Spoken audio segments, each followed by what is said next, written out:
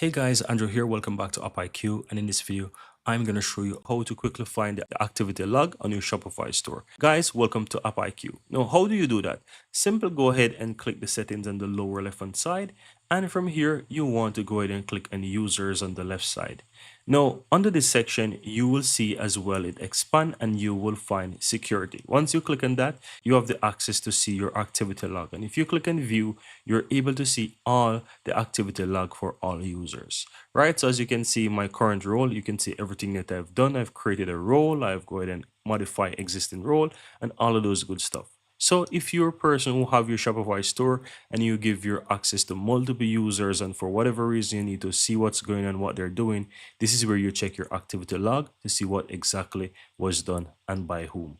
And that's it, guys. You can also click on the existing activity and you can see more details about that as well. And that's all there is to it, guys.